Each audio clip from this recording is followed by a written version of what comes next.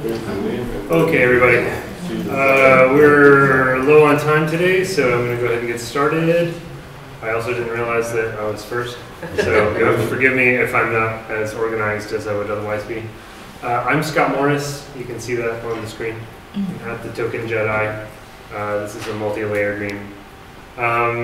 You might be able to tell, you might not. I'm American. No, I'm sorry. It's not my fault, not by choice. I've been a digital nomad since 2021. I left the US from upstate New York. I've been based in Ithaca, New York since 2012.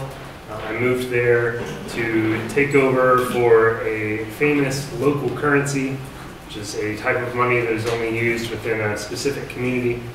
This was called the Ithaca Hours. It was started in 1991. It ran until around 2009, and then I got there in 2012 to kind of do the, what happened and how do we need to fix it and what do we do now. And so I created a fresh brand called Ithacash. We can talk about that later, but it's kind of in this realm anyway. These days I'm talking about emergency finance. I think the reason for this is pretty obvious, but my backstory is that I graduated from college in December of 2008 into a wasteland of an economy. My degree was in interdisciplinary studies of political economics. I have international honors and a minor in Japanese language. And my family's business and our home ended up being lost to the great financial crisis. In other words, we were sacrificed on the altar of Wall Street. And I took that personally, because fuck those guys. Sorry for the language, but fuck those guys. And so what I became focused on, coming out of some political activism where I was introduced to critiques of the Federal Reserve and talked about alternative monetary systems and whatnot, was systems of finance and money that would help protect the normal economy, the Main Street economy, from future financial crises, right? Or future crises of any kind, right? Of which we have in abundance here in 2024. So it's really about how communities can come together on their own terms, with their own resources, and basically reinvent money in ways that serve our well-being and the well-being of the environment, rather than the well-being of Wall Street's pockets. Okay? Because again, to be clear, fuck those guys. All right, so what's the emergency? We have a lot of emergencies. And I know that, look, by the way, this is not my usual presentation deck style. I know there's a lot of words. I'm very sorry about that. This presentation was made for an event called Local DAO Summer, where I talked for a full hour, which is very rare for me. I don't normally get up and do talks like this.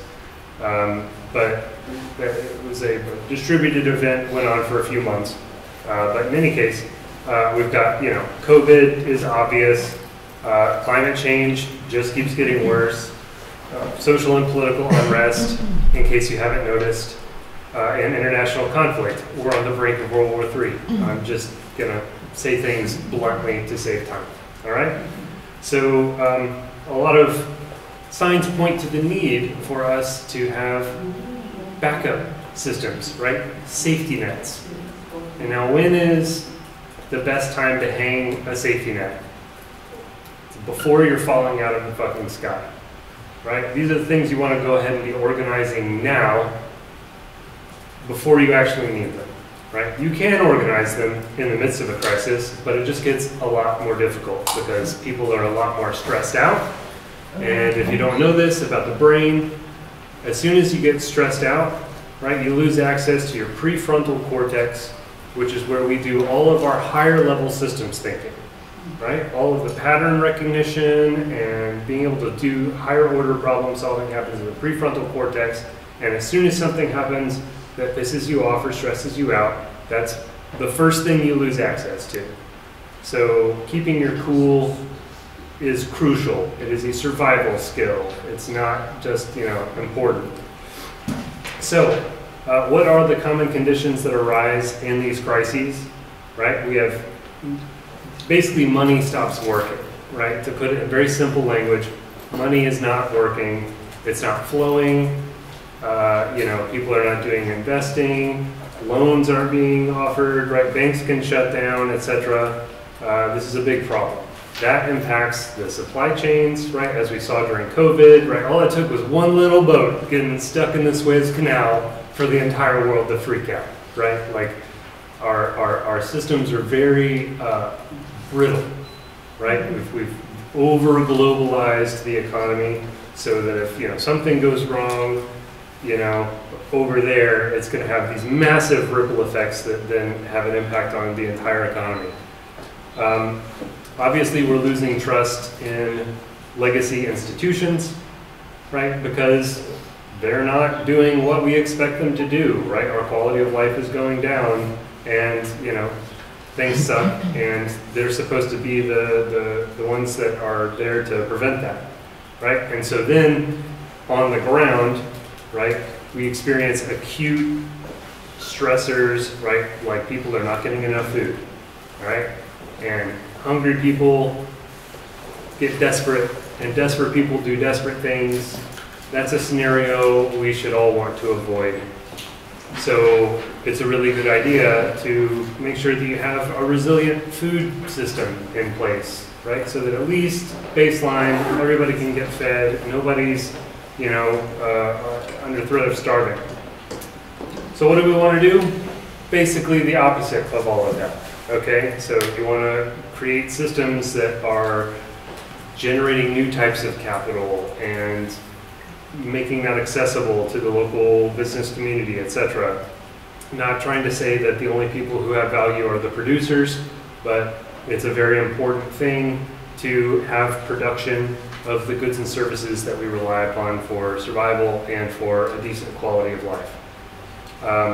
You can use these things to fortify your supply chains, right? Rather than importing food from Africa, right? I could be buying that same food that was grown right down the street, okay? Like, just because we've done all this stuff in the name of capital and efficiency, right? All while turning this total blind eye to the carbon cost and all of the impacts that has on the climate, which then comes back in the forms of, billions of dollars of emergency damage. We can radically resimplify, okay? So at the same time, it's crucial to engage the community and actually make sure that these systems are more fair than the ones that we are coming from. And that obviously, one would hope, would mean that we're going to address the needs that we're dealing with, right? The social and humanitarian needs. I'm purposefully not reading all of the text on this because A, we don't have time, and B, that makes for a very boring presentation. So it's not rocket surgery, all right? We're just making these connections, and what this provides us is the core purpose of these systems, what we call the why, right? If anybody's encountered Simon Sinek's works, start with why, lead with why, whatever it is, okay? This is also very important in systems design. Hi, I am a systems designer. That means that I bring together knowledge from multiple disciplines into a process that organizes the different resources we have into a system that suits these purposes, all right? And what we're looking at here is a graphic from a very lovely book called People Powered Money. And you can see that we've got the why, the who, the what, the how. That's accurate, all right? And you can see these levels of we're exploring it, we're conceptualizing it, we're seeing if it's feasible, right? We're planning, right? That's right, right? The critical thing that's right, or that's wrong in this graphic is that the spiral is going in the wrong direction and it starts in the wrong place. You start at why, and you go why, who, what, how. But I only know that because I facilitate this and I do graphics design. All right, so start with why, we map the who, all right, any given why, like food systems, okay? Or cooperative businesses, right? We want to support cooperative businesses. We want to cooperatize more of the economy. Okay, that comes with a who, right? The people that are involved in that sort of thing, right? Or who are, yeah, that's it. So like if it's food, then it's farmers, it's restaurants, it's grocers, it's distributors, etc., right? As well as households, people who are going to be eating that food.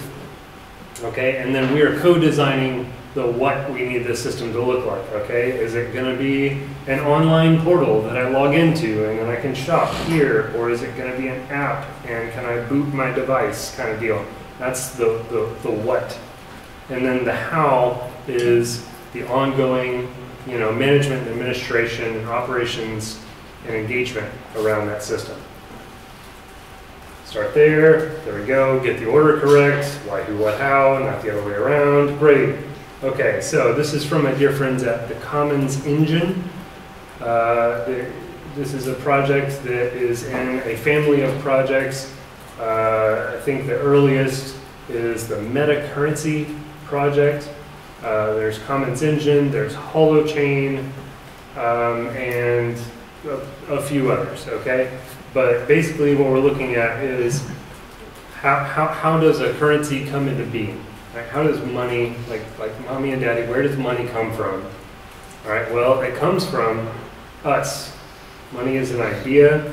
Money is critically an agreement, if we're using our dearly departed friend and advisor's definition. It seems Bernard Lietaer. He was, by the way, the architect of the European Currency Unit, which is the predecessor to the euro. He was, all right, I'm sorry, I'm going to stop myself for time purposes on a lot of these things. There's a lot of rabbits that we can chase here. This is interesting. Okay, so he was very emphatic that the euro should not replace national currencies because of the way that took away economic sovereignty from those countries, right? And that would create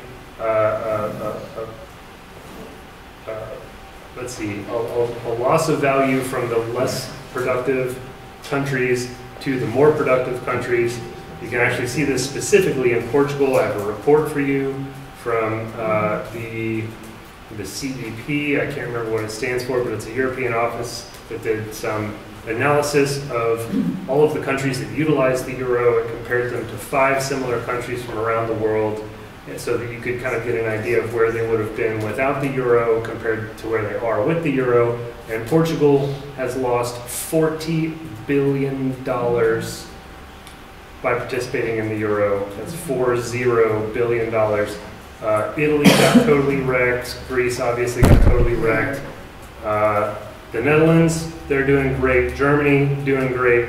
Right? These are things that you guys probably already know just because this is your geography. Okay, but it's a very interesting analysis, and I hope you'll check it out sometime. Anyway, so what does it look like when you have a cooperative credit clearing system that operates in tandem to normal money? You're going to see the normal money on the top, you're going to see the cooperative credit clearing on the bottom, and you're looking at an agent-based model of a year's worth of economic activity. And you can see the heat map of where things are going. On the top, you'll notice there's a lot of red nodes. These are the businesses that have gone into default. All right, you'll notice that there's far fewer of those on the bottom half of the screen, and that you still have transactions with a heat map. Right, everything is like iced out up at the top because they have been in default and they can't afford to keep transacting at the same rates because they don't have access to credit. Just a second. Yeah, I'm just going to do this again. Explain what credit clearing is. Sure. So a cooperative credit clearing system is when we have a private network with the businesses and other institutions and people involved, and we create credit on the basis of our own capacity. Right, meaning like I can offer you consulting services, you can do some photography, right? Everybody contributes these different promises of goods or services in the future, you can put that into a pool and you can create credit that anybody can draw on there. And so that is what we're looking at here. There's some very interesting research going on about this. It's happening in crypto. A lot of this has happened totally prior to crypto. I do work with crypto, but it is not the only thing, only place where you can find this kind of stuff. Evidenced by this photo of mine, I do have my community currency collection with me. That's why I brought my bag. I have a few different things of show and tell. So if you would like to see this collection of community currencies from around the world, then I'm happy to share that with you. But basically, we have a number of monetary and financial systems that satisfy these requirements of being able to operate completely independently of national and global economic structures. All right. One of these is called time banking, right? Where basically we say that time is now our currency. We can say, 1 hour is 1 hour, or is 1 time credit. Some of them denominate things in minutes, whatever. There's a lot of different ways to do it, but it's fundamentally more fair to interact in that way than to go through market pricing and market currency, right? Now there's different philosophies of doing time credits where, like, the guy who does the dog walking can go see the lawyer and 1 hour is 1 hour, right? That's like the very egalitarian way of doing it. And then there are other systems that are like, well, the lawyer did have to go to very expensive law school and basically anybody can walk dogs. So the lawyer is allowed to charge more hours per hour. All right, so there can still be some pricing disparities based on different levels of value, but typically it is still more fair than going through the market currencies. Mutual credit is basically what we just described. That's where it's based on promises of future value, but it's done within a private network. Emergency scrip. This is a pet subject of mine right now. I actually have a catalog of emergency scrip from the Depression era, also in the bag. This is basically 2 PhDs worth of aggregating these things and studying them and creating a typology of the different ways that they're created. As the name implies, these are typically issued in times of emergency. One of the interesting use cases that I have is also from Portugal, because I spent time in Lisbon and I went to their money museum, and they have a part of the display that is specifically on emergency scrip, where basically the government partnered with a local civic and religious organization and said, here, actually, you guys can issue currency to people in the community who are doing good stuff, and then we'll just use that in place of normal money, because there isn't any normal money. It's dried up. It's like an emergency situation. So anyhow, there's a number of different ways you can do this. Commitment pooling. Best thing I can do is point you to my buddy in Kenya who is doing this from the Grassroots Economics Foundation. His name is Will Ruddick. He's my personal hero and my homie. And he's been working with, I think, 100 communities across Kenya now that he's been providing these systems to. In fact, he was the one that made the agent-based modeling thing I showed off earlier. And commitment pooling is what he's up to now, and I'm just going to put an early stop on it. What does it mean? It basically what I described earlier, like we're going to make promises. It's like resource pooling. Yes, but it's also promises of productivity, right, or of future goods and services. So it's like if all of us have our business, then I can write a gift certificate to my own business, right, to Scott Incorporated. I'm going to write a gift certificate for €1,000, and I'm going to put that into the kitty.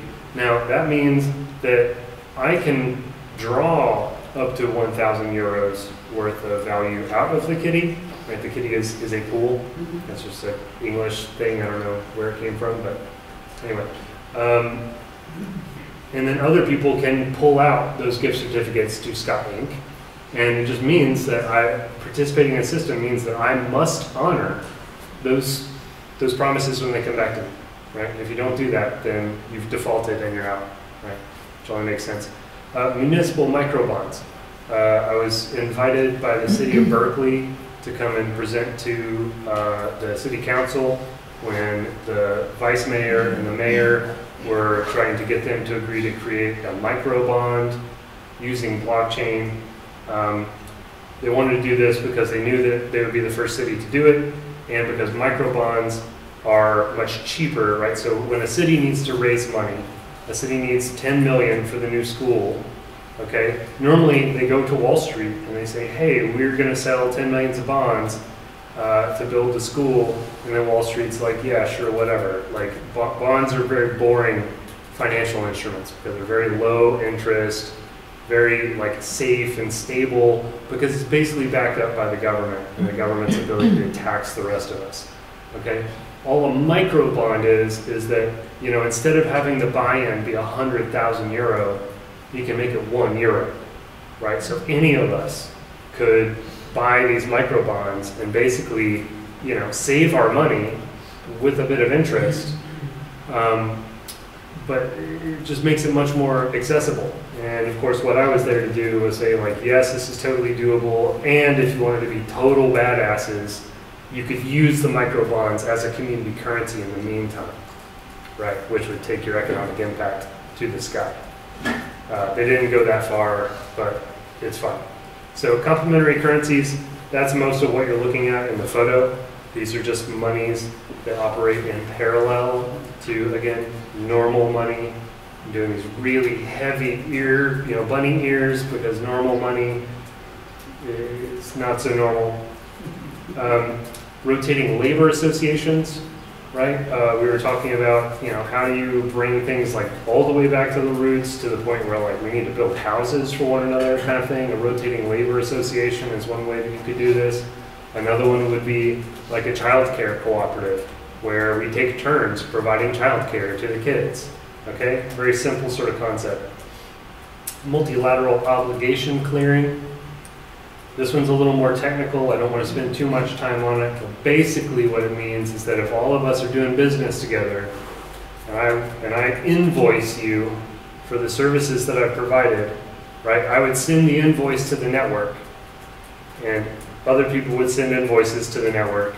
And so I owe you, you owe her, she owes him, he owes her, etc. And then the network can see all of those debts and say, actually, we can cut 100 euro off everybody's bills, right? Because that 100 euro is owed all the way around the network in a cycle, and so everybody's bills just got cheaper, right? This is important because it reduces the amount of money we need to clear all the debts, right? That's handy. I believe it's Slovenia that has been doing this for a very long time, and the EU tried to strong-arm them into stopping that, and they told them to fuck off. So, very good. Rotating savings and credit associations. Basically, there's a savings thing where we all contribute savings into the pool, and then we can take loans out of that savings pool, okay? So basically the rest of the presentation that I put together here just runs through each one of these things and introduces the concept. I do want to hold on to this one for a second. And again, I have this book. It is not a cheap book. It's like a couple €100. But these are the different types of emergency script. Which basically is like a strategy guide for emergency money. It's handy. Then you got complementary currencies. We've already talked about a number of these. Time currencies, productive capacity based. Loyalty currencies, like frequent flyer miles, are technically a complementary currency. So one important thing to communicate here is that we are already participating in many of these systems. These are not just totally new. You don't have to start from scratch. You're just like, look, man, we're going to make frequent flyer miles for spending money in the local economy. Anytime you spend money in a local business, you're going to earn some points. You save up your points, you get to do something nice. Isn't that sweet? Here's where you sign up. right? This is they did it in Serbia with the recycling. When you recycle, you got points for public transportation. Nice, nice, nice. Very good. Here's the municipal microbonds. That's me speaking with one of the co-founders of Stellar, which is a blockchain, a layer 1 blockchain. We're clearly twinning in our plaid shirts. just lumber sexual, what can we say? And then we put together some stakeholder specific calls to action, yada yada yada. The other thing that I would just put before the group here is this fun concept. Okay, so last year at the Commons Hub, you can see on the t-shirt, in Austria, that's where I was before I came here. There was an event on collaborative finance, aka CoFi. All right, you've got decentralized finance, which is DeFi, collaborative finance, which is CoFi, and now mycelial finance, MyCoFi, all right, or mycorrhizal finance. And so we came up with this concept at that event, and then you know, some crypto dude was like, "Oh my God, this is genius! Would you guys please write a book?" And so like, okay, and we had to write this book in like 2 months or something. It was not enough time, so I ended up editing. I wrote the foreword. And you know, he brought on somebody to do all these lovely visuals, blah blah blah. There is a PDF of the book that is available for free. You don't have to spend your normal money on getting the MyCoFi book. I'm happy to share that link wherever appropriately. And there's more on this, but for the sake of time, I think I should probably wrap up here. But basically, the takeaway on this thing is that you can draw inspiration from mycelial and mycorrhizal networks on how to do place-based resource allocation, because that's what they are. They're nature's resource allocators. They connect the entire forest together. They're woven together between the trees and the bushes and the soil and everything else, and you can witness some like remarkable like financial dealings of, you know, the mycelium intermediating resources between these different actors, and it's really cool. So that's me. Thank you. You want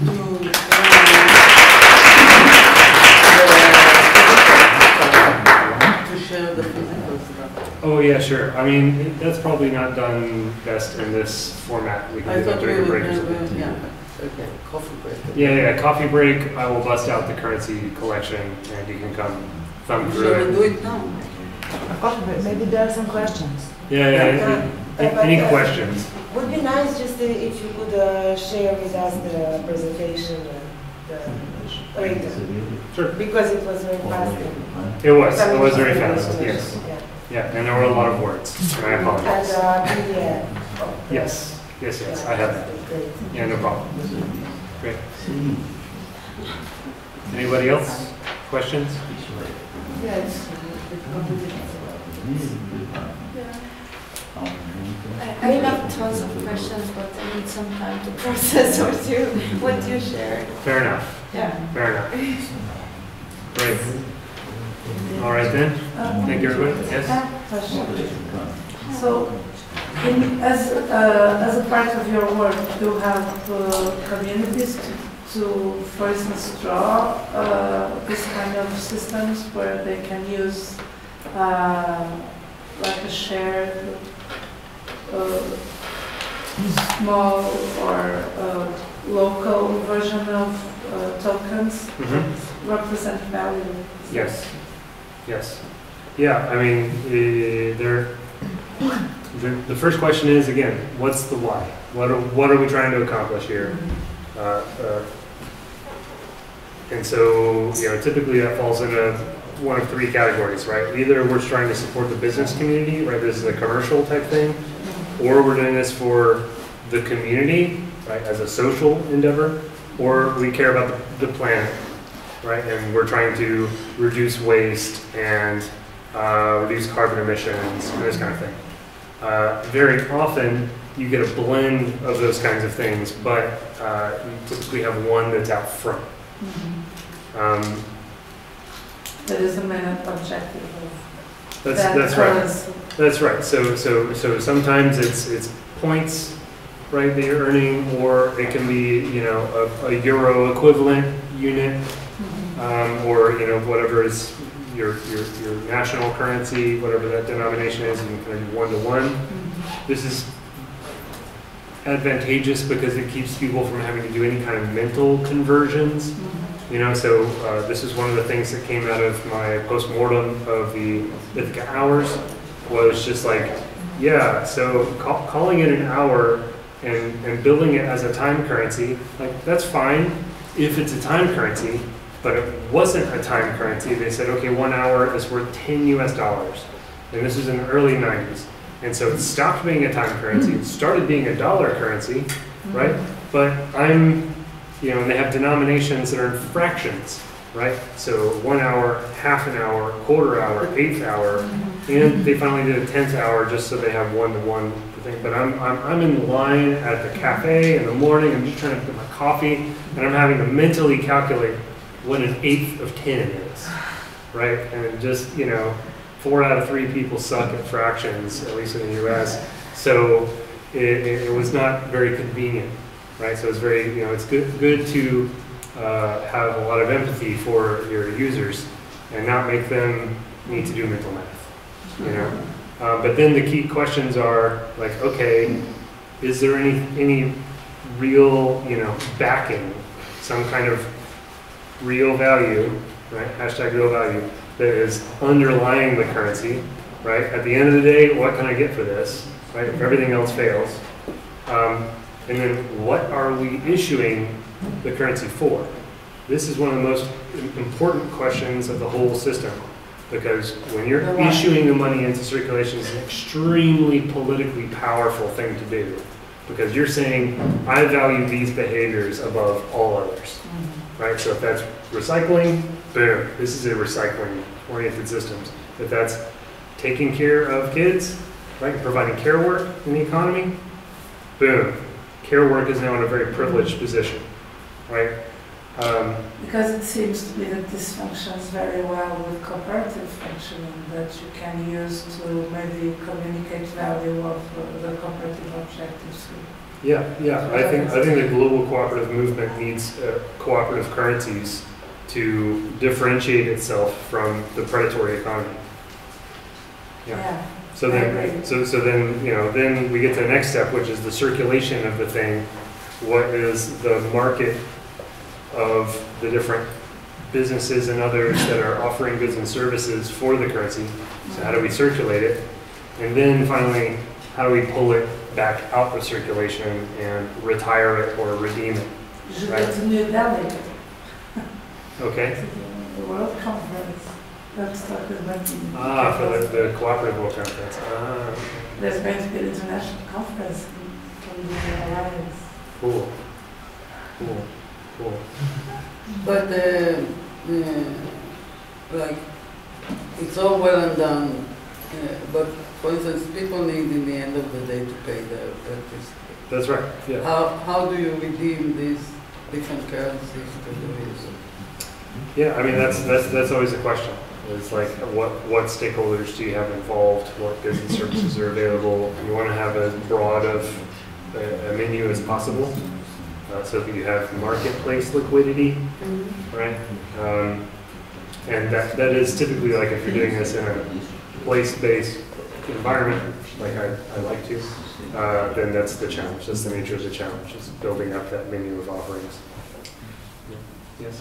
Now, but somehow, like, I have a similar question, and I think maybe part of the answer to the previous question was maybe like some stuff don't need to be redeemed or as a monetary unit, like they can be redeemed as a service, and if you have like an organization, like you can provide services for members. Yes, of course, but there are things you can't, you know, that's yeah, what. Of course. I'm thinking about it because what destroyed the original cooperatives, not the modern one, in Serbia, which were like a family-based, you know, the extended family base, was the fact that they actually had to start using money. Money to pay taxes, money to pay electricity. They had to redeem their it wasn't currencies, but internal functioning, pulling of resources into an external. This is like the critical moment, I think, with all these currencies, because it's all fine when you can, but there are things you cannot. If you need to go, I don't know, to have a special operation for health reasons, then at one point you really need to pay with real money. Whatever real means. Yes. I mean, look, and this is a universal issue. Even the famous Mondragon cooperative system struggles at the point where you're interfacing with the other economy, right? So this is an ongoing challenge that you just have to navigate. It's good. So I have a question. Like, if you are using decentralized finance for this, I mean, there's some currencies that are low maintenance, like cost-wise and energy-wise. Are there some that you would recommend? Like, which system would you recommend? And I always had like a question in my head, and that's like, if you go from like proof of work to proof of stake, this could theoretically maybe be hacked, like not hacked in a technical way, but in a community way. Like if people participate, and then like they could theoretically change the way that stuff are documented. Like, I'm not very technical, I don't work with the blockchain, but I have like, I'm tracking. You have a deep understanding that I would imagine most in the room. I don't want to get into that level of technicality, but what I would like to do, because this is a cooperative oriented meeting, is talk about Bread Chain Cooperative. This is a crypto project that is a cooperative, and they're using some crypto tooling. And it's the way it works is relatively simple. Okay. What's the name? Sorry. Bread Chain. Bread Chain. Bread, like bread. Okay. You think these guys can rejoin us? Continue. Can we get these guys back in the circle here? Sorry, brother. I'm finding a little strained. So, this is the last thing that I'm saying. I'm good. Bread Chain Cooperative. Right? They're taking dollars. Basically, you buy a crypto that represents a dollar. That's called DAI. D-A-I. Not D-I-E, as with the normal dollar. But anyway, so you get some DAI. They put it into a pool.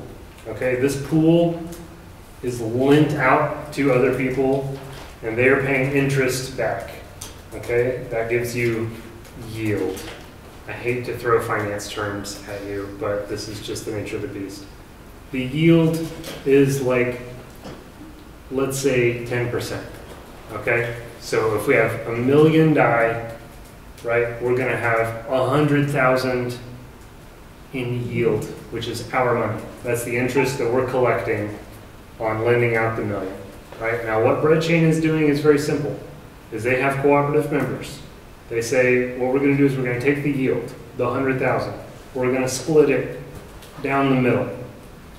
50,000 gets split equally across all the members every month, right? Every month you get a couple $1,000s, right? Baseline, just for being a member of the cooperative. The other half, okay, we're going to put in a pool that we will allocate to projects. And the way that we're going to allocate that to the projects is we're going to have a vote. So every month, there's proposals for funding that are put up, and they vote, and then the other 50,000 gets distributed out to the projects, right? But this is actually, it's elegant in its simplicity and in its flexibility, right? Because you create, simultaneously, you create an incentive for all of the members of the cooperative to grow the pool. We want more money in the pool because that means more money for us every month, right? And it means more money for the projects every month, right? But we can change how that gets targeted in terms of what things we're up to and what kinds of needs we need to get met. And that's very good. If there's a weak point to this system, I would say that it is because it is based on US dollars. And there is a... But the foundation that gives the matching money is crypto. Yeah, don't worry about that. It's just, there's some crypto stuff involved, but you No, can no, do I it mean, without is crypto. it also, it's a dollar-based foundation or? Yeah, yeah. So that is the Achilles heel of this current operation, is that it's based in USD. I wanted to ask also, like, maybe you can describe, like, shortly, like, how would the onboarding of members of the community look like? Like, not everybody needs to be, like, tech savvy, or Right. can there be, like, delegates, representatives, or, like, it's truly decentralized to, like, every physical person, or Right. is it decentralized to physical devices, or, like, how? Yeah, they have interfaces for all of this. So you can go put your dollars in, you get your bread, right? That's what, when I put my dollars in, I get bread, and represent $1 each. And then, you know, there's an interface that shows how big the pool is, how much we're getting monthly as the members, and, you know, for voting on the projects and submitting those projects and whatnot. So there's a membership application process that some of my projects are going through. I haven't been through it myself, but operates more or less like any other cooperative will. Any other questions? I'm happy to field other things one-on-one. Welcome to come up to me and ask me what a Bitcoin is if you need to. That's allowed. And I'll tell you, it is the original shitcoin. You're welcome. All right. Good. So now we will have a break. So let's try to have some data to share, because it's to share visions. So I'm going to try to make my part. You have as it has been requested by Joanna yesterday, speaking about what is the idea of the cooperatives, and after Mario concretized in a real cooperative, how we had deal to create this KICKVOIDLÖOP cooperative as a cultural cooperative in a very updated area of development. And then I have been asked to speak with you a little more on general about the cooperative movement as a whole, and after come to speak to focus in the European regulations that can be important for the project we have to go ahead in Europa Creative Program that has been presented and approved in behalf of ULUS proposal, and as KICKVOIDLÖOP is also part on it. And after I will come to give some information about this kind of European cooperative development and how we can deal with it. The idea is that you can take notes. All the data that I am referring can be assessed. I have passed the information to Noah, but you will have our address and you can apply, and we can give you, but most of things that I am going to speak, you can have them by yourself, going to the Google and to have this information, okay? So first is say that as everyone knows, there is cooperatives everywhere, and even the last intervention from our friend from America shows how the things works in our cellulars. And as Meyer says, and I say when we speak that we need to have cooperative learning, I say we don't need, because our cellulose knows everything about cooperative, and the ones that doesn't work in cooperative way is the cancer ones. We need to be free from them. But saying that, the cooperative movement is something that appears when cooperatives becomes with regulation. And there was a lot of cooperation between people, the people in the starting societies when they're organizing tribus and many other collective operation, the way they manage the social business. There had been a lot of solidarity experience.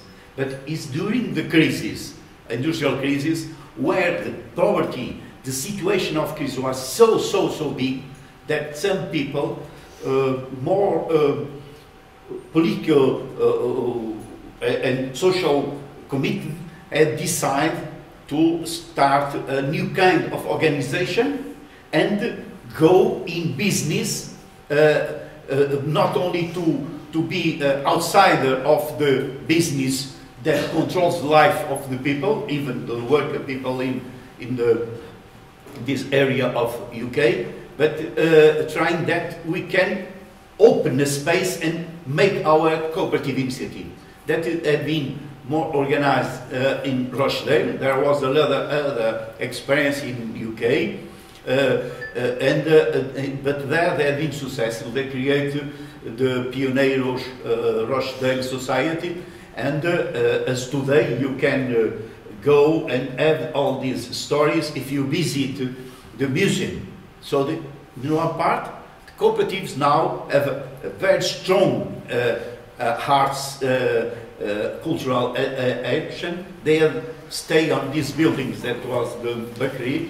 They stay with the information about what happened there and how the people had organized themselves and how they had create a statute to manage this kind of business. And there you have all the story, and you have even a very nice cartaz with a very nice post that says "Cooperate or Dead." That is in the museum. But also nearby you have the new building, because they have developed a strong cooperative movement. They have now a very strong cooperative in the UK, managed as a special group movement. There is the farming cooperatives, but there is other kind of cooperatives. They have a cooperative bank, assurance.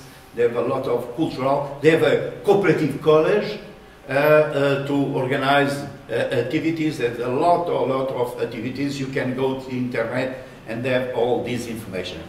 And the importance is that first time there was defined five principles to say you are a cooperative.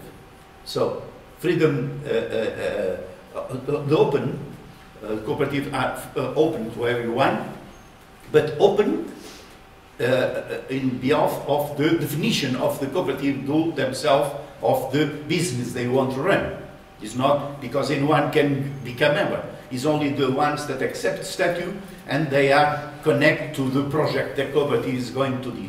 So that to be democratic, the decision needs to be done in General Assembly, one member, one vote. After, all members needs to be economic related to the cooperative. Also, the cooperative must be autonomous, must be independent to the political, to the public entities, and also the cooperatives must fulfill education and training for its members. So these five principles is what define the cooperatives, and that been taken all over the world by a lot of experience that have been also changed to become cooperatives. And the cooperative movement has stayed with these five principles till the years 96. In 96, there had been created the International Cooperative Alliance, and in a congress that had been take place in Russia, we had the cooperative members that was a mixed International Cooperative Alliance was individual and cooperative members. And they decide to become only collective members, member of the Cooperative Alliance, and they decide to create a sixth principle. And the sixth principle is the intercooperation. That means a cooperative cannot be only for the members, needs to be engaged and relate with cooperation agreement and with creation of unions, of federations, confederations of cooperatives by countries and international aware. So this intercooperation was also a way trying that cooperatives can trade between them. Not only to be each one by themselves, but we need to be cooperation. And a cooperative that is not integrated in a network in this country, in the system, will be outside. So this decision has been the 6 principles that manage the cooperatives around the world for many years. But in the years 95, so just the final of the last century, we have been a big discussion in the cooperative movement. If the cooperatives are business-oriented, or shall cooperatives retain to be not only business-oriented, but have cultural and commitment for the society. So after big discussion with the big cooperative banks, big housing, big business cooperatives, that some people want that cooperatives will be more oriented as a business entity, to have a strategy where mostly the leadership should be controlled by expertise people. The debate was very strong, and in final we arrived, I have been in this Congress, we arrived to a final agreement that defined the cooperative identity. I have here the document, but you can find in the internet if you go to the ICA site, is the definition of the cooperative that makes a statement saying cooperative as an identity is a kind of organization different from the other kind of organization that exists, but we have a special identity, and it's very interesting because it's the first kind of entities that in the world had started the quality system definition. So it says the entity define themselves so anyone can control if they are fulfilling these commitments. And that makes, we have some values, and after these values, I am not going to list everything to you. You can go there. There is the self-support and the commitment to the society. We define the 5 principles as the 5 that I tell you. Education is the 5th one, intercooperation, and the community commitment. So today, a cooperative that works for members is not enough. The cooperative needs to be engaged with other cooperatives and also must have politics decided by the members to participate in the community and social development. And it's very interesting because that opens this space more focus for the cultural action. Natural, whole the cooperative approach is a definition of values and principles that shows this is a kind of entity that have principles. And these principles is not money by money, is people sharing and participating in the building of an entity. And this definition of principles are going to be updated. So during the application in all over the world by the different organizations in different countries, that can have some requests. And we, on the last meeting in Turkey, it had been approved that the identity card can stay, And in each country we can make some arrangements in the decision, but the main had stay like this. And there was a movement in Europe, in some countries, trying to have, for instance, in the principle one member, one vote, trying to have investors, members, and take that they can have more votes than one member, one vote. Many countries don't allow that, and what is decided, it can be, but it is a local decision by the country and the political in this country.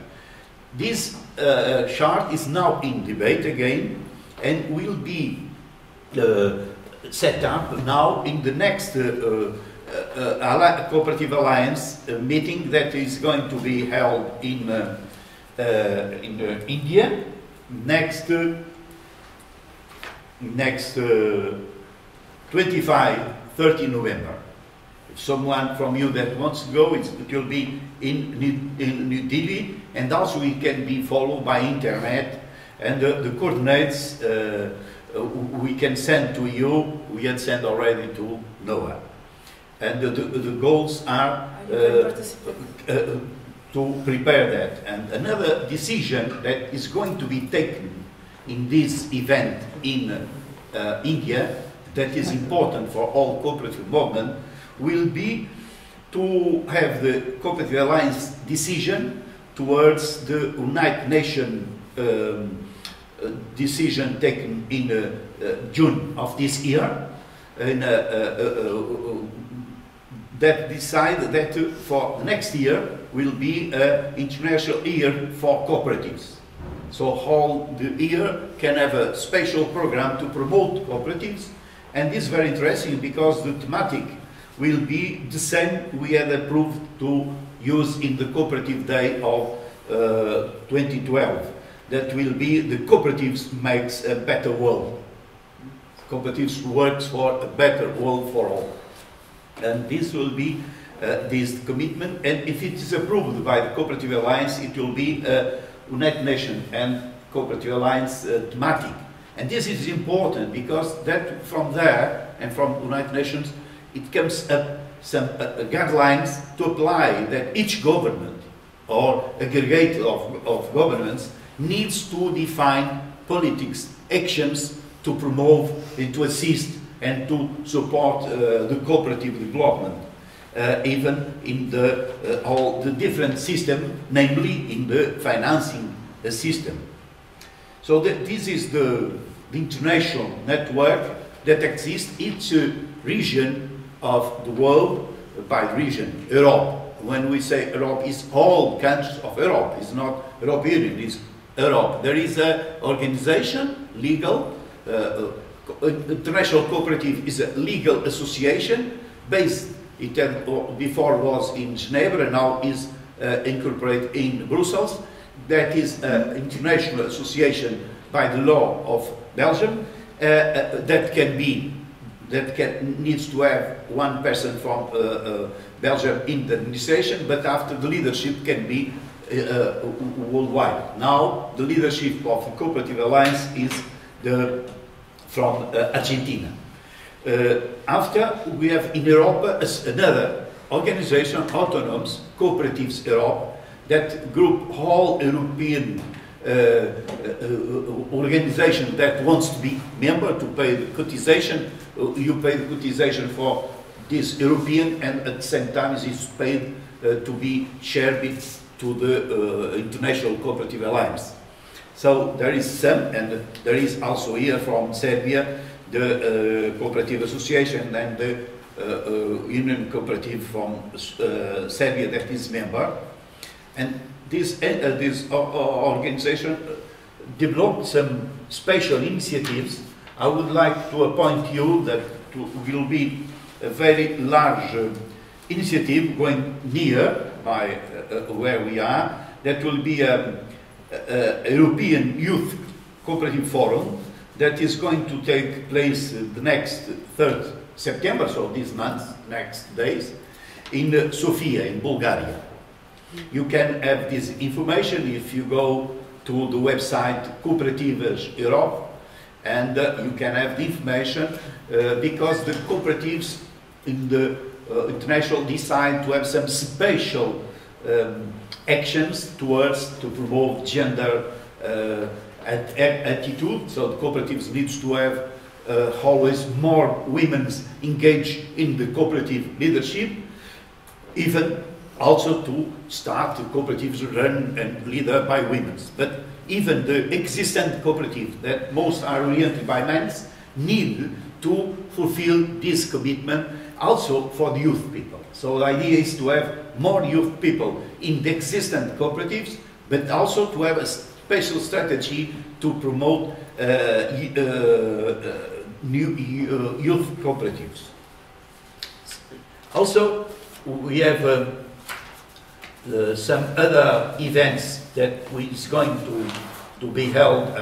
We are going to send you the special information to participate in the International Cooperative Conference. All the data is already on that, and we have to share with you also the message for the next year. So all this data you can find in the here in the through NOIA and for this network, and this is very important documents to the project we are prepared to do next year, and I will also speak on it. This project is the possibility creation of European cooperative. So it can be start to be a Serbian cooperative for Serbia, for the countries neighbors from Serbia, or it can be a European cooperative. I will speak on the way that can be a European cooperative. What happened is that for a long time, most cooperatives, even work internationally, they are entities from one country. They cannot make business operating in the other countries. They must be working locally in these countries. But to build a Europe Union, we have a lot of investment to create the Europe concept, to have an idea of what is Europe. So to create Europe, we don't need only to have enterprises, entities, cooperatives, associations of one country. We need to have the possibilities to have an European dimension. So the first statute that had been set up to operate legally in all Europe was the statute for the private companies to be running as a European company. So there is a reglement that has been discussed by all countries in the Parliament, Europe, and each country, and now there is a reglement. And interesting because to be an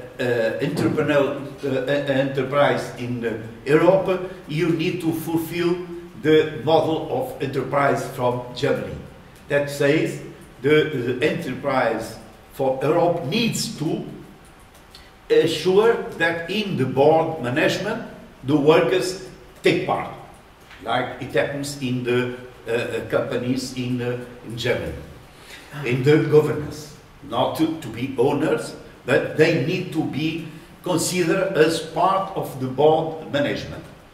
What happened is that when we moved to create the cooperative statute, the reglement had been approved finally in 2003. The reglement also followed this kind of approach and says to create a European cooperative, there is a reglement we had already sent. The data exists in different languages, in English and in Portugal, says to have a European cooperative, so a cooperative that can operate in all countries as the national entities, you need to be incorporated in one country, following the rules of this country, and registered as a European cooperative. And you need to have at least 30,000 euros as capital. You need to have members from more than one state, so only one cannot be, at least 2 states to be member and legal identified. The cooperative needs to define and sign in this name, put in the logo that they are European Society Cooperative Limited, so they need that. So the steps are that in one country, when we decide to create, we need to first create a cooperative in the country we choose to be the incorporator of the European, create this following the laws of the country, and after have these members from outside, and to have in the board at least one member from the country where it is incorporated, but the leadership can be, imagine if we have the cooperative based in Portugal, we have one member in board from Portugal, but the leadership can be from Serbia, can be from Italy, can be from another country. Does need to be from Portugal, and the members can be even outside the Europe region. Can be or should be, must be? Can be, because what is obliged is that there is members at least from 2 countries. Mm-hmm. But after the membership can be open to the entities that accept the statute and take part on the project. And after is the rules in the statute. The regulation established that after the cooperative is prepared, needs to be recognized in the country where it is based, and make also deposit the papers in Brussels to be also appointed as European entity. And what is interesting is that, for instance, in a future application, we don't need to create a partnership, we can apply directly as European entity. Mm-hmm. So the European Commission also assists and promotes that we can be able between European citizens entities to create European entity. Naturally, the membership of people from the countries that are not in the European Union is very welcome, and all of these countries have agreements to be in cooperation with Europe. And even now, like we in this Europa Creative Program, the Europa Creative Program is proposal for European members, but also it's open to be participate in different leader by members from outside countries, from other European region. So the way to do that, we need to, I'm going to make an exercise only to show you if we decide to go, and we need to find a country in Europe where there is legal framework laws for cultural cooperatives. Because in some countries we have for cooperatives, like the law here in Serbia speaks about different kind of cooperatives, but don't have a special focus and a special law for cultural cooperatives. I know that you are going to try to change to have a new update law for Serbia. We have been changing for sometimes in Portugal. We have been with a law before the Republic, during the monarchy before. It was the first code in the end of 19th century. After we had created a new code just after the revolution, and this is very important code for us because it says that we have recognized 3 kind of entities that can be owner of the property means of production, that is the public sector, private sector, and the cooperative sector. That says that cooperatives are not private, cooperatives are not public, are another kind of organization. Afterwards, we had moved to a new definition, and we had moved to integrate not only the cooperatives in this sector, but also the other social entities. And the sector by the Constitution names cooperative and social. And not by that, we had go ahead and create a national law for all no-profit organizations. And this is very important because that allows that in Portugal, this new kind of merchandise, chameleon, I don't know how we say in English, animal that changed the... Chameleon, Because now nowadays we have a lot of private entities that wants to work in the social activities and try to say they are social enterprise. And so they want to be assessed to the finance, to the development that exists for no-profit sector. So this is a mistake. In Portugal, they cannot do it. They try, but we are always fighting against to reduce their blockage. And in Portugal, social enterprise is the social economic and that is defined in a law that has been approved in Parliament with whole parties agreement. So it's not a law for the update government. It's a law that is approved in unanimous. And this is very important. And to arrive to this unanimity is because we can understand and practice that in cooperative movement we have no space for party division, no ethic nor religions, no other any kind of discrimination. Because one principle is just the open of the cooperative. We cannot refuse the membership in the gender, in any kind of discrimination. So this is important to address. And in Portugal also, we have created and been participate on this work. After the code, we have regulations for 12 sectors. So because we have not only we have 11 sectors from farming, consuming, credit, poverty, housing, workers, cooperative, craft, fishing, education, and service. And also the last network was the social cooperatives. And we have another kind of cooperatives in Portugal. It's a special kind that is not so pure. That is the cooperatives of public interest. So it's cooperatives where the leadership of the public entity can also control the decision.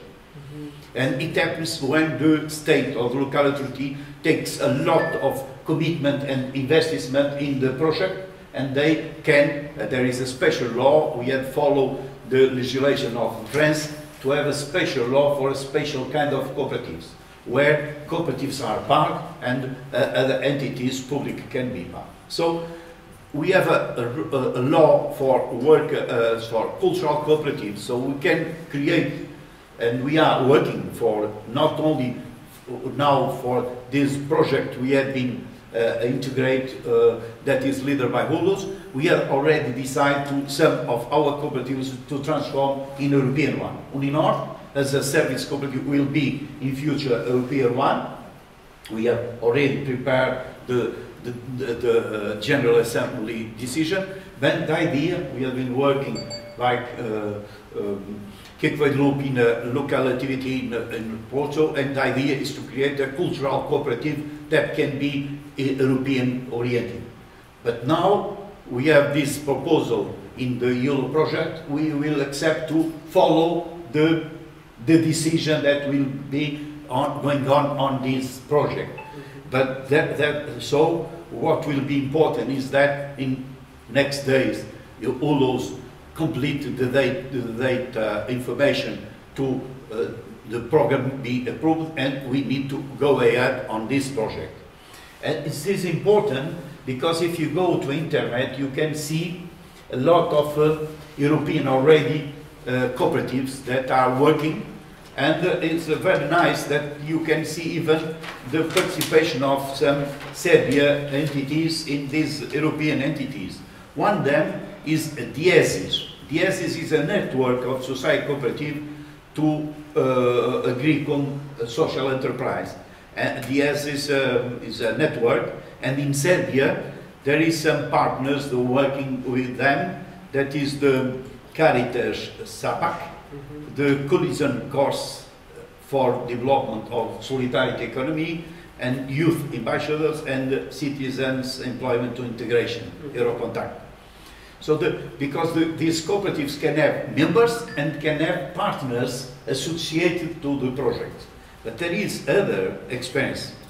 I have been in contact with we have been in contact with a very, very nice experience to set up a European cooperative before the recommends.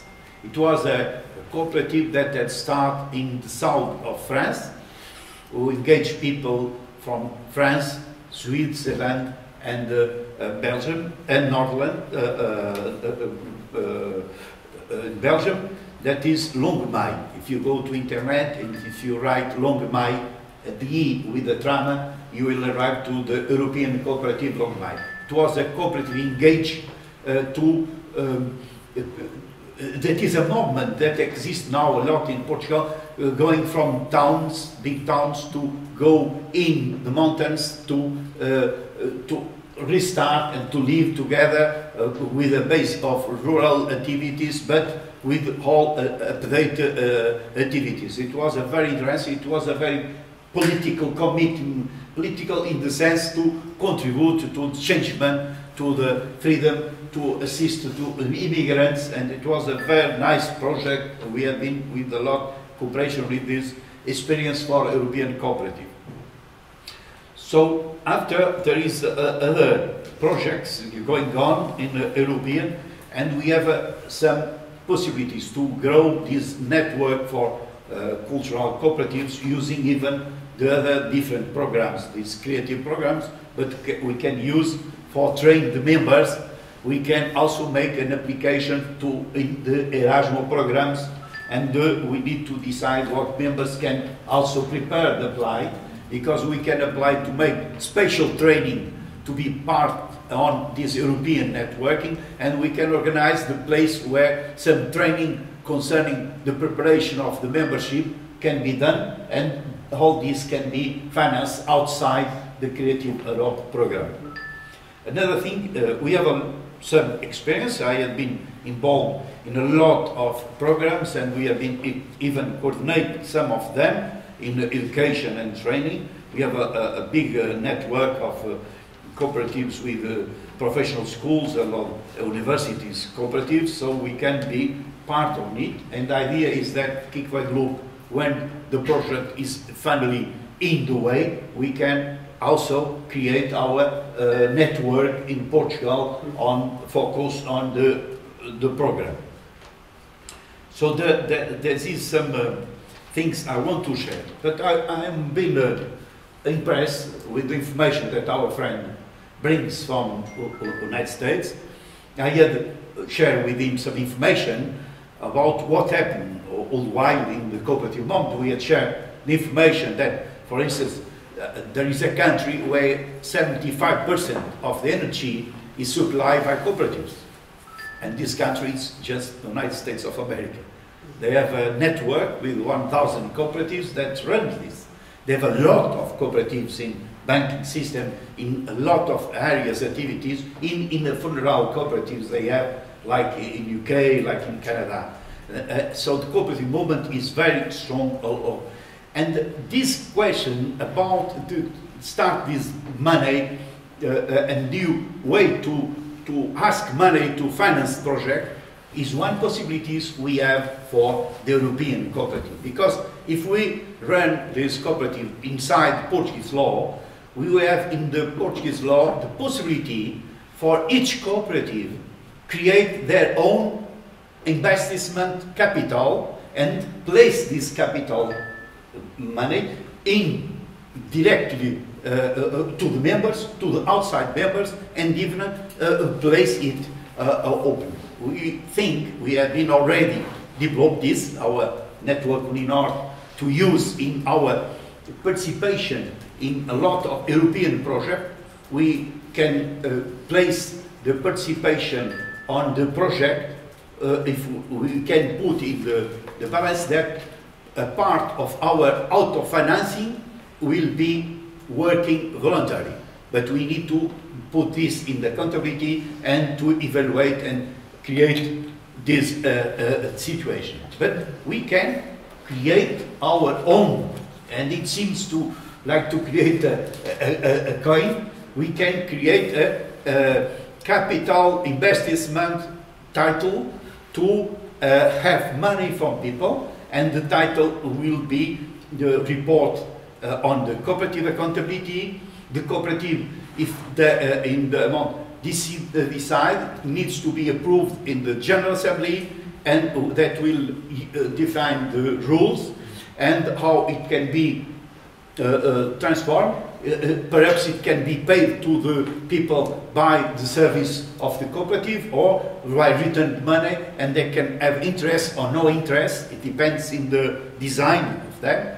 And if we decide to create investment titles, we need to have not only the membership coordination control financing, but we need also to have external control to be informed, to be appointed, to give to the investors outside no member the confidence. And in some cases, when we decide to create that, we can have a special supervising corp structure where they are representatives to check how we are going to use the money that is supposed to be used to the project they are interested to support. So we can create our own, our special investment to support other kind of activities. And this is very important because when Europe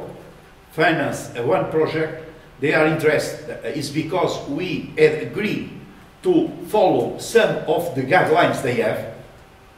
So they pay because we propose that we are going to work to make some of the goals they want, and we can also integrate our own goals for our approach for cultural promotion in Europe.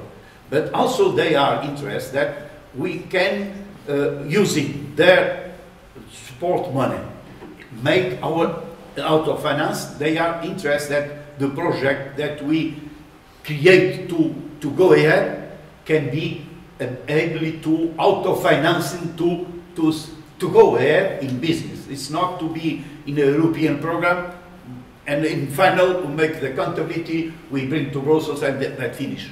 They accept, they want, they are supporting, and if we are able to design this next step in a good way, perhaps they can have a new support for the next time.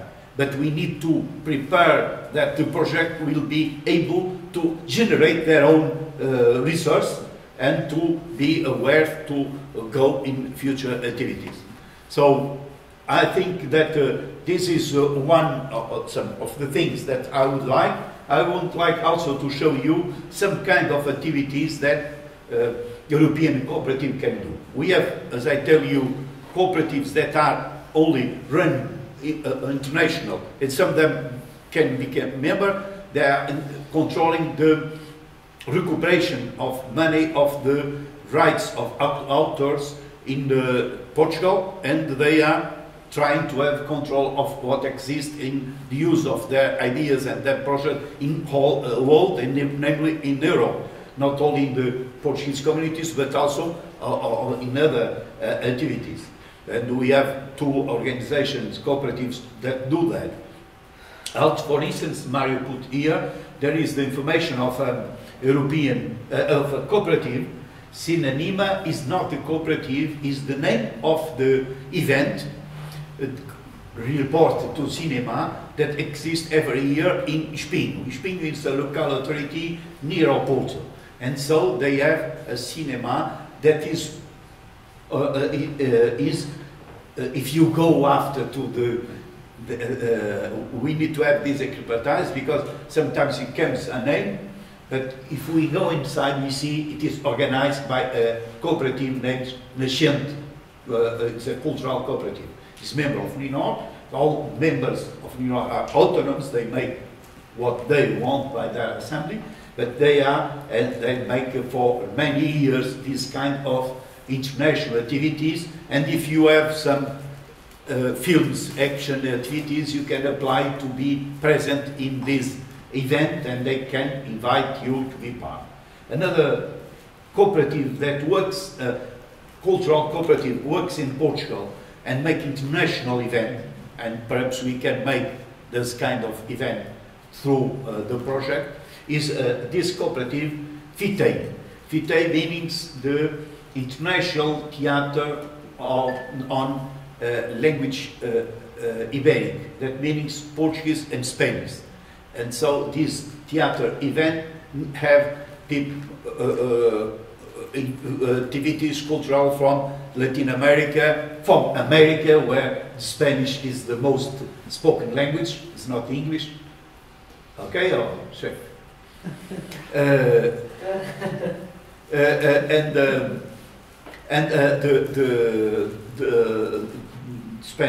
Spanish is the language.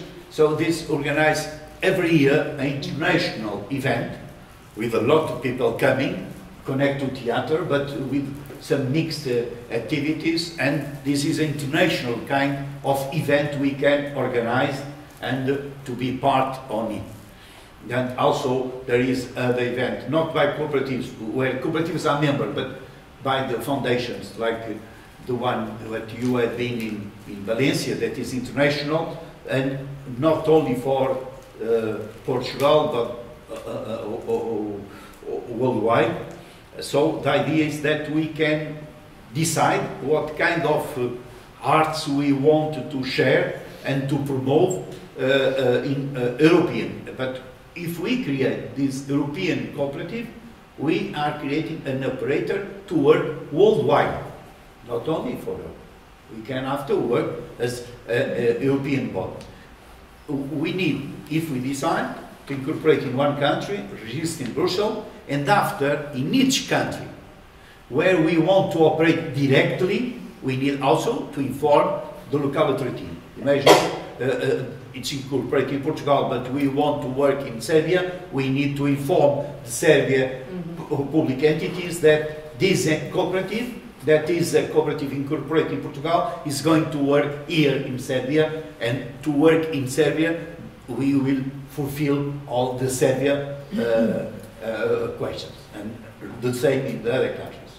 So I think that the big deal that we have now is trying to go there. We have a lot of experience in cultural entities, a lot of them will be interested. I think, for instance, when we move to the creation of this cooperative, if we speak to our friends in the Cooperative College, that is a special cooperative based in Brussels, they will be interested to take part on it, and other people, cultural cooperatives in Spain, in France.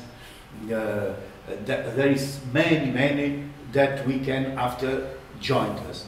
And we can solve, we can be a part to solve one problem for the cultural cooperative worldwide.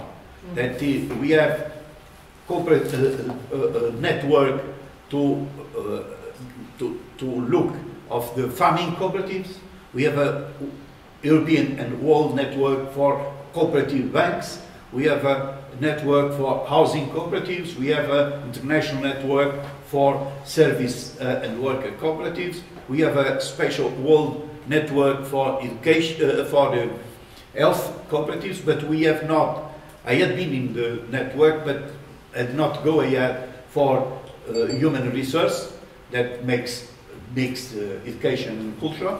So we can go to create this entity. But it will be very good if we are able at least to create this in Europe. So this is our work, and from our part, we are open to be part in the project that is going ahead, and we can also assist to have these details on the networking and also in the definition and administrative roles to set up the cooperative. But the idea that I would like is we can decide that the European cooperative can be based in another country of the European Union. And we have here between the partners, I think, some partners from other countries that if we can check between the partners' membership existent where we have the better legal framework that can be useful for the project, incorporate the cooperative to set up. So this is my contribution. Sorry about so long, but I hope it will be nearby. And one thing important is cooperatives just for one thing, to be happy. Okay?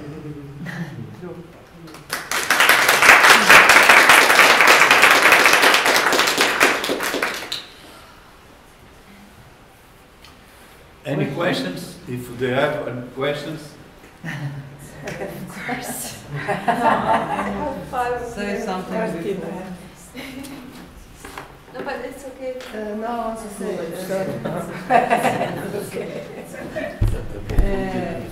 I think this presentation is very important because when we talk about cooperative, we tend to think about like a structured group that is internal to itself. And that has to be, how do you say, autarkic, in the sense that it has to provide for itself for all that it needs. But we don't recognize how much the networks, whether the community-based networks or the cooperative networks or the other kinds of networks are essential to the survival of any cooperative. And this is why we ask Martinho to give this lecture, because this is crucial to establishing any cooperative in any country. Dina, you want? Can I only add one thing more? Well, in our network in North, we are every day assisting to the start of cooperatives. We are assisting cooperatives when they are getting problems, because when they are good, they don't come to speak with us. When they have problems, they come, and even when they are coming to die.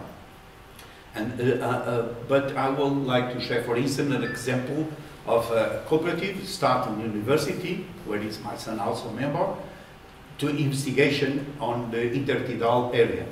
And they make the project in the university, and they make an application to get funding in the special foundation, that is the foundation, American and Portuguese Development Foundation. And they get finance, and they are controlling the climate change in the intertidal area of North Atlantic, after with the university on the South Atlantic, and after with the National Geographic support in of the National Geographic in the islands more isolated in the area. So that shows that a small cooperative can become international, because the products they use for the investigation is produced in the cooperative. Because as investigators, they need to have the decision, the equipment to use in investigation needs to be produced. And it was supposed, why not a startup? And when we speak startup, it's always private-oriented company. And we have been discussing, and we decided to create a cooperative. So it's the cooperative that produces the sensors that are applied in their project and sell worldwide. And I think that from a small project we can be today rapidly in an international operation activity. This is only to share how we can do and how we can discover international financing to pass from a small project to a large scale, and this new wave of cooperatives. And the way of cooperatives is also to be learned in the universities, to be updated universities. Just let me show that the biggest network to assist the young people to promote cooperative is just in Japan. In Japan, you have special cooperatives inside the universities. So Japan is very strong in cooperative in all branches, but they have a very strong network of university in cooperatives. We have cooperatives runs as university, but they have university to manage the activities inside the day by day of the students in the university, and some of these cooperatives can also work outside the university.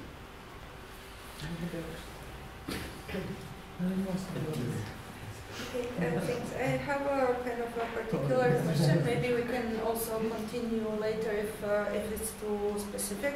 But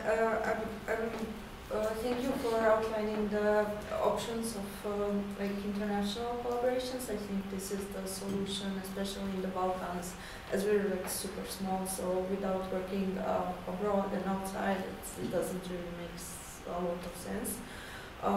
But there a lot of laws are very different. So in Croatia, you can't organize volunteering officially for a profit subject. So I see in Serbia that you could have volunteers in a zadruga, in a co-op, but in Croatia it seems you cannot.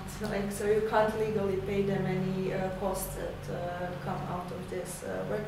So I'm like really interested. Like, could you transfer these obligations? Like, we've been talking about this like partnerships between organizations, which are not only production-wise, but also like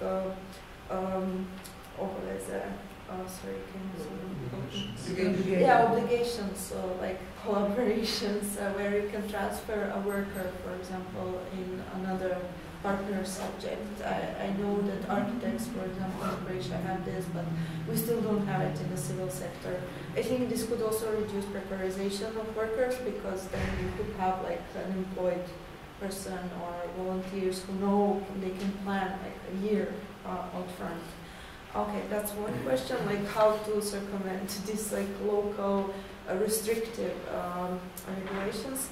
And is there like a EU-based rule of thumb where if a country which has entered the EU or is planning to enter EU, like Serbia, that if they update laws, that they should make it more restrictive, you know, because this is what happens in Croatia. Like they find some like corruption or somewhere on state level, and then they just change the law, which kind of reduces options for normal people, regular people, small businesses. They are all restricted by the same regulation as the anticipated corrupt huge players. So yeah, I'm really interested in this EU regulations. That's the way the EU acts. That's because of the EU, that's not against the EU. Yeah, okay, but maybe there's like an optimistic stream inside of this regulation. Yeah, that's pretty That's how they destroyed all local farming in Germany. And I will just add that also in Croatia, like you have to, as a subcontractor or the member of a cooperative, you need to reverse charge the cooperative. That means that VAT is still taxed. It's not taxed, but it is reverse charged. And then my mind kind of melts when I try to think how to like level this VAT if you're working with a non-EU member state. Like I don't know enough about bookkeeping, but what does this practically mean? Like, do we need to have this like 20% in Croatia is tax to increase? So like, also do here, we still so need to pay this tax somewhere along the line, or is it like it can we will discuss this when we establish the statute and when we say what will be the commitment for each member and how it can be paid, because it can be paid in service, it can be paid in money, or it can be also agreed to be paid in work. And for the basic capital. Another thing is the work. In cooperatives, we can have people engaged in the different diversity of work regulation. If we don't define nothing, it's because we will put inside the normal regulation and the worker will be an employee, and so we need to fulfill the risk regulation. But if we define the statute as a worker cooperative, that means the work is, the cultural work is the definition to be member, we can, the work contract is just the statute. And we can make a paper express saying this statute is not outside a salary work, is a cooperative work that will be managed inside the rules of cooperatives. And if we put inside the rules of cooperatives, it means that the workers will have, we have a plan of payment of the work. When it's paid, we have an idea of the money we will pay, but the money that we will pay will be depending the ability of the cooperative to pay. Usually, this is very difficult to people to accept that they will pay in the results of the activity. But the COVID is a magic sense, and all people all over the world had discovered that the contracts they have to be appointed money by work is flexible. So if in the crisis, a lot of people had accepted to reduce the money they receive, they had accepted some kind to be outside of the work during sometimes because the work cannot work on it. And so it had been, the people had understand one thing. Really, in all countries, we are working under the state-oriented, and the state in the democratic countries works like a cooperative. The members pay to the state and receive in social service this part. And when we pay the taxation, we pay taxation in the results of the results. So during the COVID period, the cooperatives had been more easier, the worker cooperatives, to make this adaptability of the payment to the members. And we have a special law on the workers' cooperatives that we can use in this cultural cooperative through Portugal, that is the flexibility. We can, in the end of months, inform the social and assurance what are the payment we made. And we can pay more this month and more less next month, and we inform and we present the information. And we can do that in legal terms outside the trade unions, because the members in a worker cooperative, the cultural cooperative, if defined as a working cooperative, the regulation is inside the cooperative, is not by the trade unions. The worker cooperative works as a trade union of the members. The members are the owners of the work entity. Also, for the voluntary work, we can sign an informed contract. Nowadays, a lot of activities worldwide, like now we see the Olympic, only can be done using voluntary work. So in the cooperative we can have voluntary work. We need to register, inform, internal, to have this appoint. And one thing that most entities, socio-economic, make a strong mistake is they don't put in the accountability the value of voluntary work. Many associations, I don't know how it is still in ULUS or another partners, usually have the activity and appoint an expert contability, and he are going to use the same framework of contability he used for profit entities. So he used the same system, and he doesn't adapt the system to the nature of the statute of the cooperative. Because if we adapt, the accountability to that, we can not only make the better application and a good relation with the public administration, because we are not against. I am an accountant. I know what are our duties to do that. But I present our cooperative accountability with the cooperative rules, and after we fulfill all the legal rules. And if we can put the voluntary work, we can appoint the value, quantize the voluntary work. We can pay to the voluntary people some activity, some traveling, some alimentation, and some support for education to that. But all that needs to be integrated in our accountability. And if we do that, everything will be okay. And now even the private sector use voluntary work update, but they also need to appoint and consider. For European matter, when we make an application, we need to put in the budget that we are going to finance the part of the project with the accountability of the resource that we put. Members working and even installation and other things that we will put and that can be considered, and Brussels accept, and there is regulations to consider the voluntary work as auto-financing. If you announce this in the application budget, but if you don't inform, you cannot use, but you can apply this in your own organization as a way you realize your activities. And this is very important, because the big mistake is that when you are in a social organization for social purpose, if you get one coin, you put in the accountability.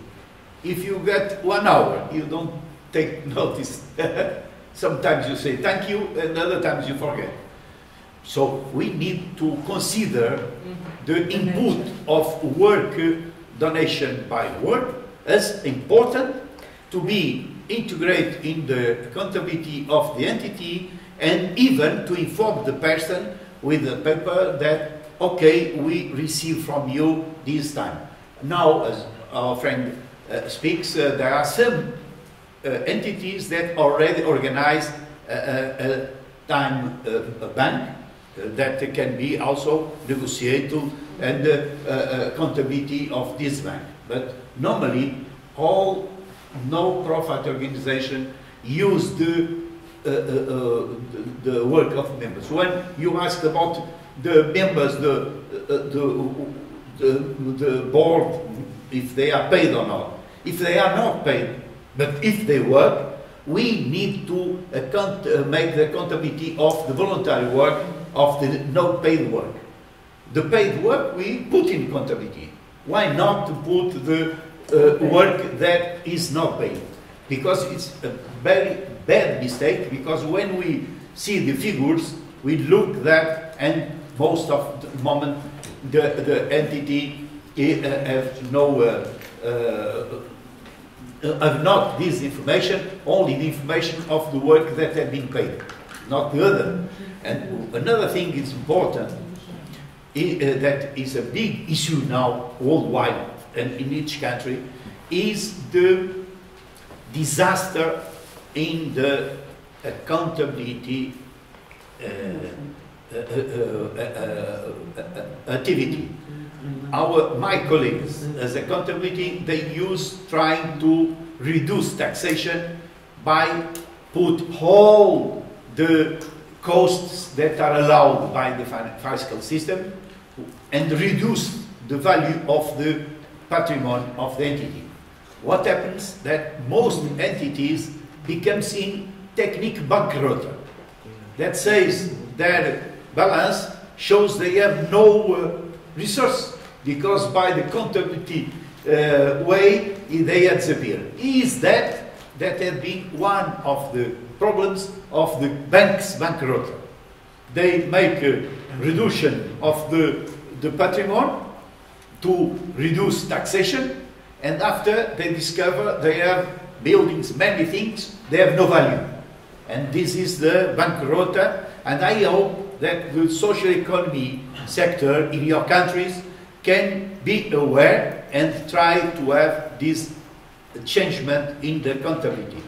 I apply, and some from you that are more in contact with people that are running the accountability, I had sent information to Noia to share about the international meeting of our international foundation to establish the standards from the accountability reports. I'm a member of it.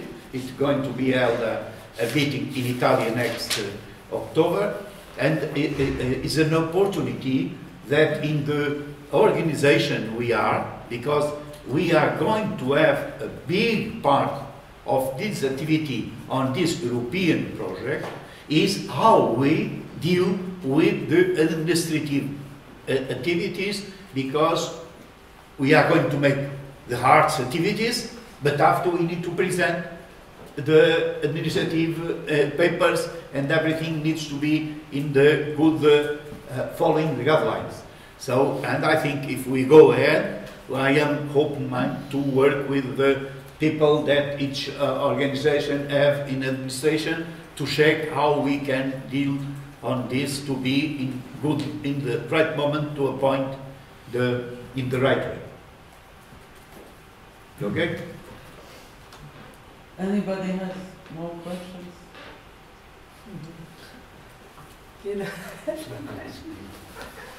The question of the body is very important, and the body asks to go in the middle. Yes. And if you have, so now let's only check information. Mari put, this is my contact through KICKVOIDLÖOP. Also, if some wants, I have some cards to present you, because I have a special card to give to some from you. That is this card with a very nice photo of a tapis. That is from a cooperative with 110 years, a worker cooperative, I am a member of it, that had started to transform the granites hand by hand in Porto. The most important building in our Porto town has been built by the cooperative, and the cooperative has been the building in the town, and we have the best restaurant in the town, with a small hotel. This is and this is this cooperative, and we have a professional school connect to the cooperative, because there was a problem with this cooperative. The statue had been recovered from the French cooperative, SCOPS, and they have been very nice cooperative. It's a very distinct space that has now. When the building was built? In this building, this one, in 65 has been finalized. It was supposed to have only 9 stages. But the local authority says no, the architect says it's not allowed, it's too high. But the cooperative says, okay, but the local authority is in debt with the cooperative, because we had made the local authority city hall, and when the locality have no money, the cooperative had financed the bill. And after even some monuments. So the Lord Mayor says, okay, we'll allow the building of the cooperative if you put the best restaurant in the top. So we had put more 4 floors. So it's 13 floors, and with a hotel designed by the cooperative. And it has a lot of projects. The other cooperatives, an older cooperative, but the building is made by the Stone Cooperative. Its first work, that is to make the headquarters of another older cooperative. The design is like the cooperative, mutualist cooperative from Brussels, and this is a Porto Popular Cooperative. is in a social cooperative that had set up in just before the end of the 19th century, so in same times. And the members, starting member, just is important and finalize just where we are beginning.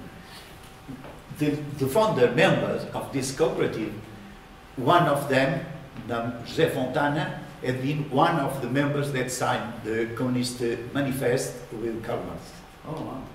It was this group of people moving by social interest that had been organized all over the world, some initiatives, and this one had been and exists and survive and is working on and working international connection. So, and the first building had been constructed by the other cooperative that was too young, was starting, and this was the first work. Okay? And up until today, this cooperative holds, it's very open to projects of people. I've worked there in kind of cooperative? the How is it? Cooperativa dos Pedreiros is the if we make a meeting the there, workers of stone. The stone. The stone workers cooperative. If we And go there, it houses a lot of projects. It has one of the most active galleries in Porto. It's called Galeria Nuno Centeno. It's private, but of course they have opened it because it's a very interesting project. And many other things. I've worked there in a voluntary school that was run by parents who wanted to have the kids there, and I was working there as a volunteer in the canteen for some years. so in the meeting we organize in Porto, we will have a meal there in the top of the town. Because we have a special price for us. If you go to there even by pleasure, Porto, you phone me and I can arrange you to go and to have a cheaper, it's the expensive meal in Porto, but we can reduce For cooperative by a members. cooperative members. Okay, thank you. Thank you very much. Thank you.